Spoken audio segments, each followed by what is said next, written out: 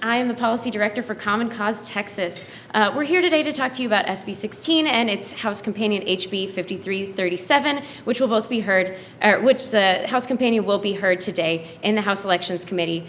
We believe this bill will hurt eligible voters, and I've got some great speakers today to tell you about some of those eligible voters. I'm going to start with Representative John H. Bucy III, the Vice Chair of the House Elections Committee. Thank you so much. Thank you all for being here. I'm Vice Chair of the Elections Committee. I've served on the Elections Committee for 4 terms now, and we constantly see in this state that our Republican colleagues seem that every day, every session, their goal is to make it harder for Texans to vote, and we're here to stand up against that. So I do want to say good morning and welcome you all for being here. Across this state, whether it's in Austin, Amarillo, El Paso, or Nacogdoches, Texans believe in freedom. We believe in showing up, doing our part, and having a say in the future of our great state. That's the spirit of our democracy, a government by the people and for the people.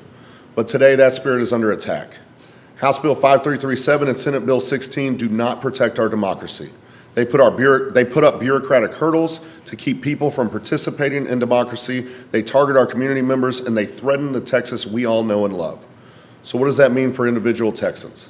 It means a naturalized citizen, someone who's taken the oath, passed the test, and proudly become an American and a Texan gets flagged because the government is using an out-of-date record. It means a grandmother in rural Texas who's voted in every election since LBJ now has to track down a birth certificate from a county courthouse 3 hours away or risk being removed from the rolls, and she better hope that she didn't change her name when she got married, otherwise that grandmother may be out of luck. It means a disabled veteran who's been voting by mail for years could be told without warning that they now have to appear in person because we're questioning the citizenship of these brave U.S. soldiers. This bill puts the burden on everyday Texans to clear their names, to fight through paperwork, bureaucracy, and red tape just to register, just to access their fundamental right to vote. There is no credible evidence of widespread non-citizen voting in Texas. None. What this bill offers is not a solution, it's another hurdle for Texans. It's voter suppression disguised as security. The right to vote is guaranteed. Every eligible American, and the right to vote is guaranteed to every eligible American. And that right should not be denied because of a name change or an outdated file in the DPS system.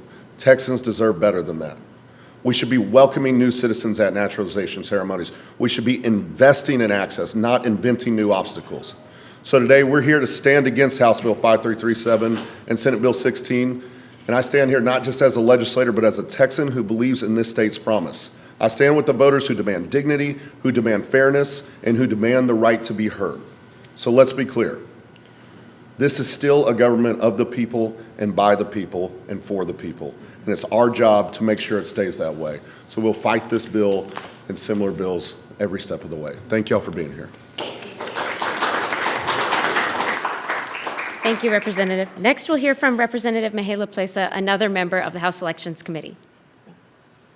Thank you so much. Good morning, everybody. My name is State Representative Mihaela Plesa.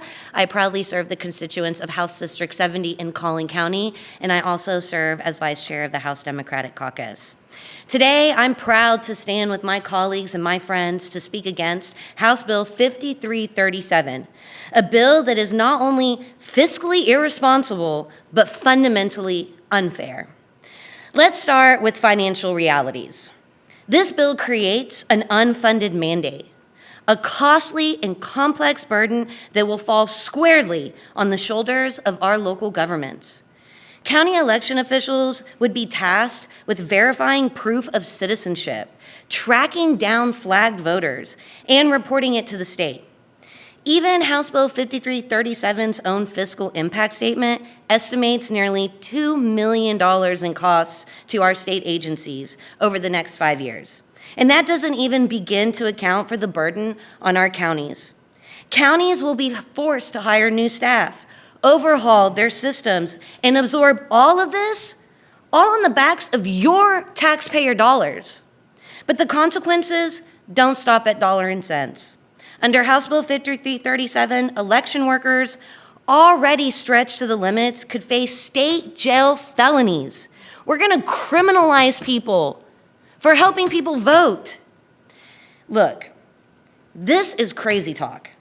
While we're talking about honest, hardworking public servants who would now be exposed to unprecedented risks just for doing their job.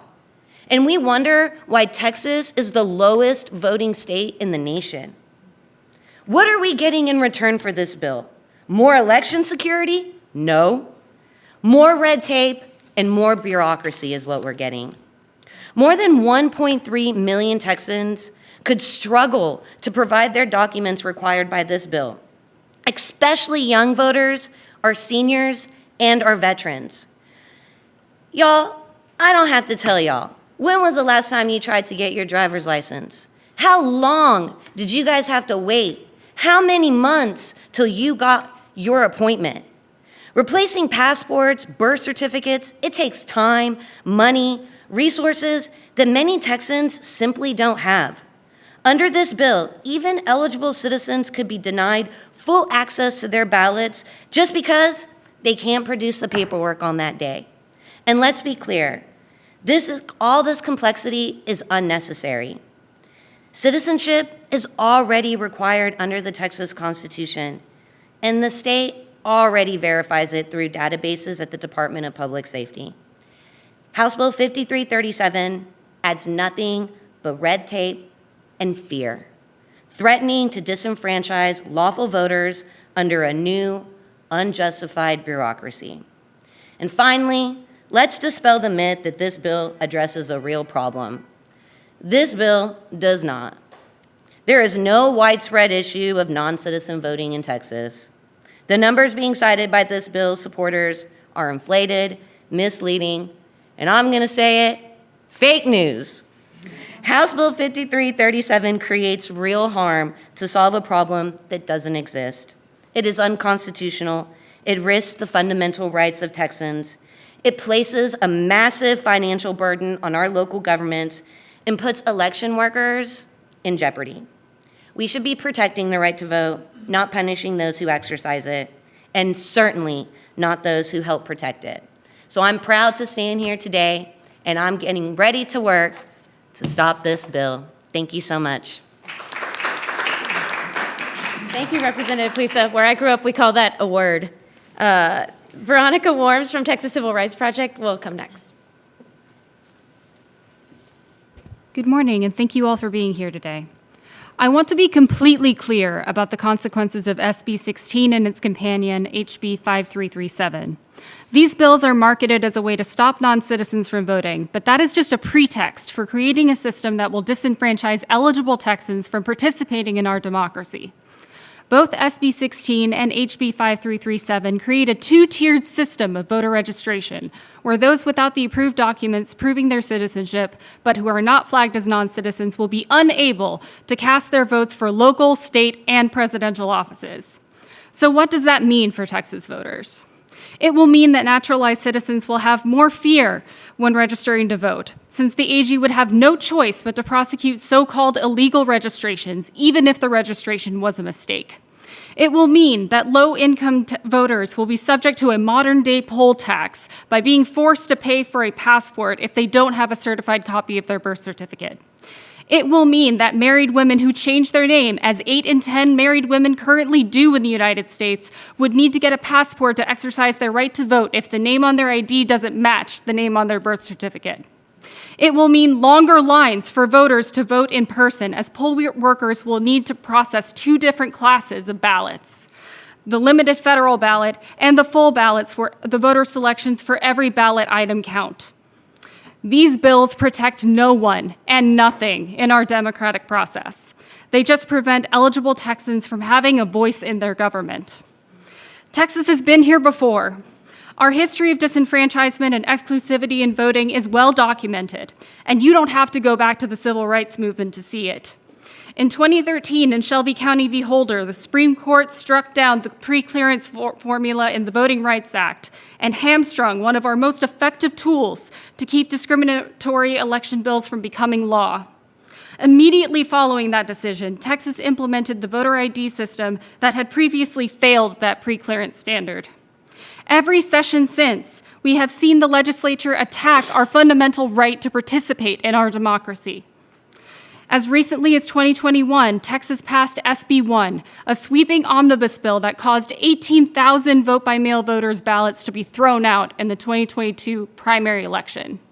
We have been here before, but we do not need to accept the legislature's attempt to silence us. The Texas Civil Rights Project will always challenge voter suppression bills in court and vindicate the Texas voters' fundamental rights under the U.S. Constitution and landmark civil rights legislation like the Voting Rights Act and the National Voter Registration Act. We fought SB 1 in the district courts along with our coalition partners and won on every claim. Documentary proof of citizenship has been heavily litigated and largely defeated in states that have tried it, such as Arizona and Kansas. In Arizona, the Ninth Circuit found that voters can register to vote using the federal voter registration form without documentary proof of citizenship. In Kansas, the 10th Circuit struck down the documentary proof of citizenship for voter registration regime in its entirety as violating the Equal Protection Clause. If either of these bills pass, they will face similar challenges. The bottom line is that every eligible Texan deserves the chance to exercise their right to vote without the unnecessary barriers, the red tape, and the threats of prosecution that these bills will impose. And we will fight with everything that we have to make that happen. Thank you. Thank you, Veronikah. Next, we'll hear from Amber Mills from Move Texas. Oh man, does this move? Okay. Good morning. I'm Amber Mills, the Issue Advocacy Director at Move Texas Civic Fund, a grassroots nonprofit organization building the power of young Texans. We're here alongside over 35 organizations in opposition to HB 5337, a bill that would require documented proof of citizenship to register to vote because of the negative impacts it will have on millions of eligible voters, especially students, naturalized citizens, and low-income Texans. For a young person in Texas, registering to vote for the first time is an exciting milestone, but far too often it is overshadowed by a confusing, outdated, and burdensome process. From an error-prone paper form to a 30-day registration deadline, HB 5337 adds yet another barrier and deterrent to their participation. Young people are far more likely to lack access to the documents required by this bill. $22 for a copy of a birth certificate may not seem like a lot to many of you potentially, but for a low-income Texan, that could be the difference between gas, groceries, or rent. Forcing those without documentation to either pay or forfeit their right to vote is not just troublesome or concerning, it's undemocratic. No one should ever have to pay to register to vote. This push to force eligible Texans to show their papers is rooted in fear, not facts. Texas already has some strong systems in place to verify voter eligibility and maintain secure voter rolls. Requiring millions of individuals to track down and submit this additional documentation places an unnecessary burden on those voters and county offices, as you've heard about today, all while the state is still going to remain responsible for verifying and maintaining these rolls. We oppose HB 5337 because it will cause more harm than good. Rather than addressing our state's historically low voter turnout, this bill would push even more eligible voters out of the process. A healthy democracy is measured by participation, not exclusion. Our lawmakers should be investing in solutions that reduce the confusion and increase turnout, like online voter registration, instead of piling on more paperwork, fees, and red tape. Young people want and deserve what we all want and deserve from a democracy, leaders who value our voices and not those who try to silence them through restrictive laws. Texas deserves a system that welcomes us, reflects us, and empowers us. HB 5337 is a step in the wrong direction and a betrayal of those democratic values, and we will fight it at every step in the process. Thank you. Thanks, Amber. Next, we'll hear from Michael Mireles from LUPE. Good morning, y'all. I want to talk a little bit about who this bill is going to most affect, and that is going to be newly naturalized citizens in places like South Texas and the Rio Grande Valley. Looking at the components of the bill and what it's asking us to do, it puts the onus of proving somebody's citizenship at the election department level. these offices are already flooded with requests from applications for voter registration and other tasks when it comes to the election season. I know firsthand because I'm a volunteer deputy registrar. I talk to our elections department folks. They are swamped. They do not have the capacity, and nor do these bills provide capacity for these departments to be able to do what it is asking them to do. Newly naturalized citizens already have so much work ahead of them. They have to get new documents, they have to go to their course DPS to get all the things that they need. And now we're asking them to come again to prove that they're citizens in person. What if they do not get that text or that phone call or that email or that letter that is supposed to be sent to them if their application gets flagged at the elections department? Are they supposed to show up on election day and be told that their voter registration did not get approved? These are the people who are going to be most affected by bills like these. I have serious issue with the legislators who are drafting this type of legislation because they do not think about the ramifications of what these types of bills do. We expect that there's this tale that spun that non-citizen voters are swarming Texas elections, but I challenge folks like Ken Paxton and Greg Abbott to show me the number of people who have been charged and convicted, non-citizens who have been charged and convicted with illegal voting in the last 10 years. Of the millions and millions of voters in the state of Texas who have cast a ballot, how many folks have actually been charged and convicted with illegal voting as a non-citizen? And then show me the number of people who are going to be impacted by bills like these, whose applications to register to vote are denied, who show up to election day and are told that their applications were not processed and that they are not eligible to vote in the elections they thought they were going to be able to vote for. These bills are silly. They're just ridiculous, and I urge the community to critically ask, why are we putting these bills forward if they're not going to do what they intend to do? Thank you. And finally, we'll hear from Vicente Martinez Jr. from VoteRiders. Hello, hola a todos. Hello, I'm Vicente Martinez. I'm the Texas Director for VoteRiders.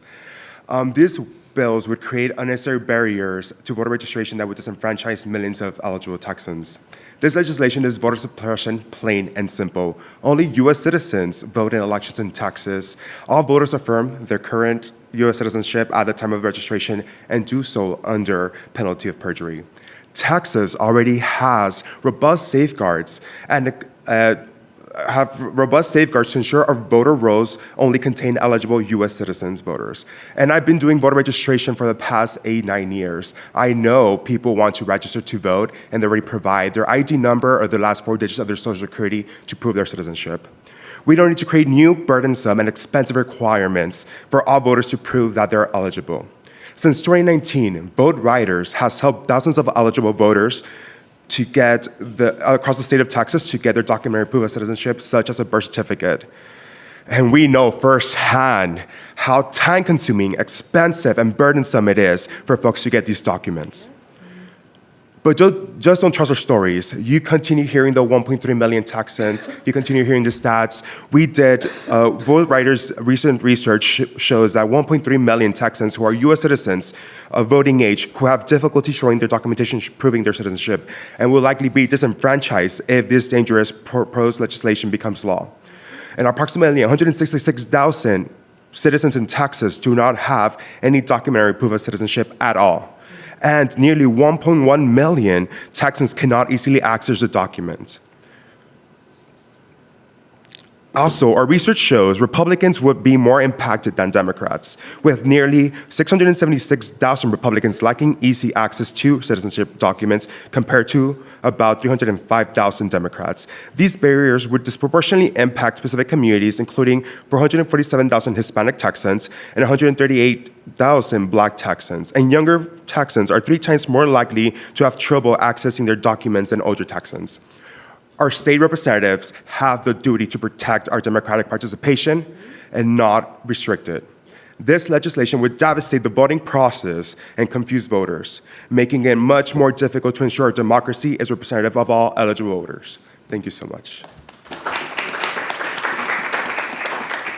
You've heard today about all the groups that could be impacted by this bill. I want every Texas voter who's watching this to know, if you think this can't happen to you, it absolutely can. The Texas Tribune found a voter who was a loyal Trump voter for many years who found herself mistakenly flagged for citizenship. She was born in Texas. She had not left Texas. This is one of those things that I want everyone to remember. This can happen to all of these groups, including the group that has you in it, including the group of you, the Texas voter. Thank you all so much, and we'll see you at the House Elections Committee hearing.